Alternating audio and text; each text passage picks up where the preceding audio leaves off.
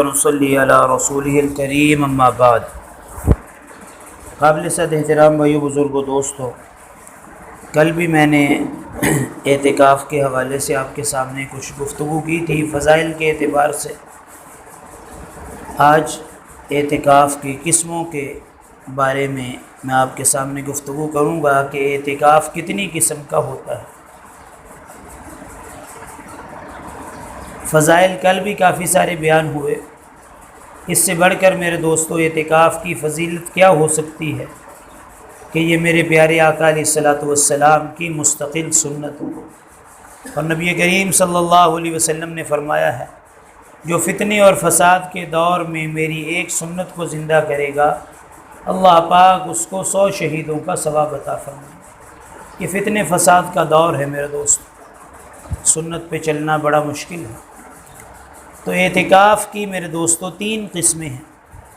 ایک ہوتا ہے واجب اعتکاف۔ واجب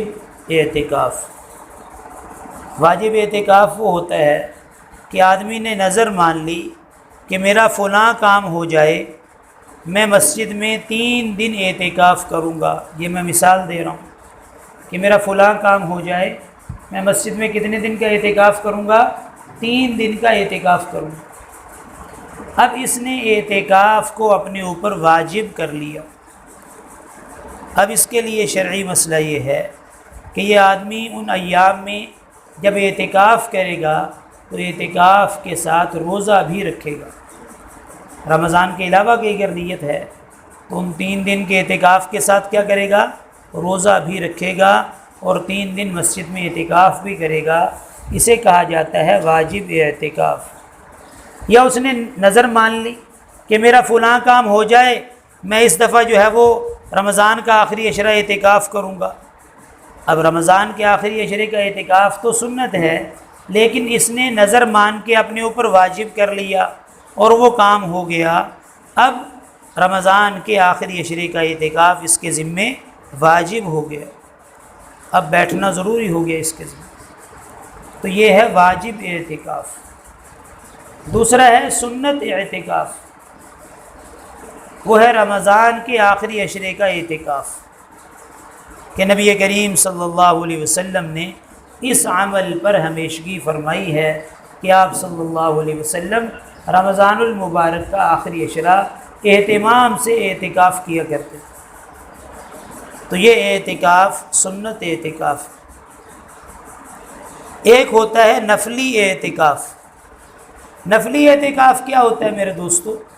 وہ یہ ہوتا ہے کہ میں مسجد میں داخل ہوا اور میں نے یہ نیت کی کہ میں جب تک مسجد میں ہوں میں اعتکاف کی نیت کرتا ہوں۔ اب جب تک یہ مسجد میں رہے گا تو اسے اعتکاف کا اجر ملے گا، چونکہ اس نے نفلی اعتکاف کی نیت کر۔ اس کے لیے روزہ شرط نہیں ہے۔ تو یہ ہے میرے دوستو نفلی اعتکاف۔ اور ویسے بھی جب ہم مسجد میں آتے ہیں اور مسجد میں داخل ہونے کی دعا پڑھتے ہیں، ساتھ اعتکاف کی بھی اگر نیت کر لیا کریں تو 2 اجر مل جائے گا۔ آ کے مسجد میں عبادت کرنے کا بھی اجر مل جائے گا اور اعتکاف کرنے کا بھی اجر مل جائے گا۔ یہ میرے دوستو اعتکاف کی 3 قسمیں ہیں: واجب اعتکاف، سنت اعتکاف اور نفل اعتکاف۔ پورے محلے میں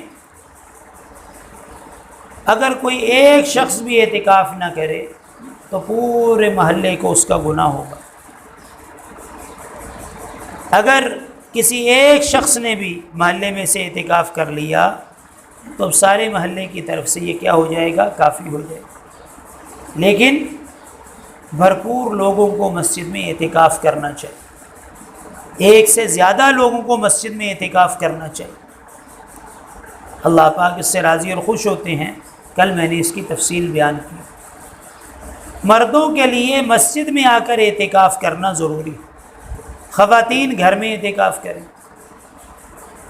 مردوں کے لیے گھر میں اعتکاف کرنا یہ درست نہیں ہے، جائز نہیں ہے۔ مرد گھروں میں اعتکاف نہیں کریں گے۔ اگر مردوں نے اعتکاف کرنا ہے تو مرد مسجدوں میں اعتکاف کریں، اور عورت نے جب گھر میں اعتکاف کرنا ہے تو گھر میں اعتکاف کرنے کی اس کی وہی شرائط ہوں گی جو مسجد میں اعتکاف کرنے کی شرائط، کہ گھر کا جو کمرہ اعتکاف کے لیے خاص کرے گی وہاں سے بغیر شرعی حاجت کے، شدید حاجت کے، اس جگہ کو چھوڑ کے باہر نکلنا یہ اس کے لیے درست نہیں ہوگا۔ جس طرح کوئی آدمی بغیر شرعی حاجت کے، بغیر کسی ضرورت کے مسجد سے باہر چلا جائے تو اس کا اعتکاف ٹوٹ جاتا ہے، اسی طرح اس خاتون کا اعتکاف بھی ٹوٹے گا۔ بغیر شرعی حاجت کے، ضرورت کے، مسجد سے باہر نہیں نکلنا اعتکاف کرنے والے۔ یہ جہاں جوتے اتارتے ہیں یہ جگہ مسجد میں شامل نہیں ہے، یہ وضو خانہ مسجد میں شامل نہیں ہے۔ جوتے اتار کے جہاں پر ہم نماز پڑھتے ہیں یہ جگہ مسجد میں ہے، لہذا کوئی معتکف یہ سمجھے کہ جی یہ ساری مسجد ہے، وہ جوتوں کی جگہوں پر بھی جاتا رہے، وضو خانے میں بھی بغیر ضرورت کے جاتا رہے، ساتھ والے سٹور میں بھی جاتا رہے، یہ جگہ مسجد نہیں کہلاتی میرے دوستو۔ جو جگہ نماز کے لیے مخصوص کر دی جاتی ہے وہ جگہ مسجد کہلاتی ہے، باقی ساری کی ساری جو ہے وہ مسجد کے ساتھ والی ملحقہ جگہ ہے، وہ مسجد نہیں ہے۔